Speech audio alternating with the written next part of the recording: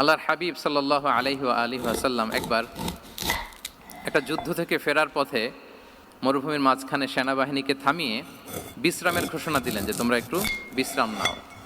তো উনি একটা গাছের নিচে বিশ্রামের জন্য গেলেন এবং সেখানে গাছের ডালে ওনার তলোয়ারটা ঝুলিয়ে রাখলেন, ঝুলিয়ে বিশ্রাম নিতে লাগলেন, ঘুমিয়ে পড়লেন। হঠাৎ এক বেদুইন এসে রাসূল সাল্লাল্লাহু আলাইহি ওয়াসাল্লামের এই কোষবদ্ধ তলোয়ারটা কোষমুক্ত করে এরকম হাতে নিল। রাসূল সাল্লাল্লাহু আলাইহি ওয়াসাল্লাম ঘুম থেকে জেগে উঠলেন।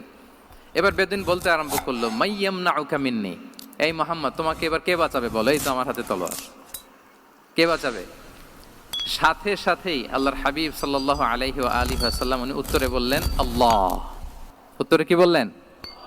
কোনো চিন্তা ভাবনা নাই যে ওরে আঘাত করা যায় কিনা পাল্টা, বা কোনোভাবে ওর কনফিডেন্স ডাউন করা যায় কিনা, এদিক সেদিক কারো সাপোর্ট চাওয়া যায় কিনা, কোনো দিকে না তাকিয়ে কি বললেন? আল্লাহ। সব সময় তিনি আল্লাহ কেন্দ্রিক ছিলেন।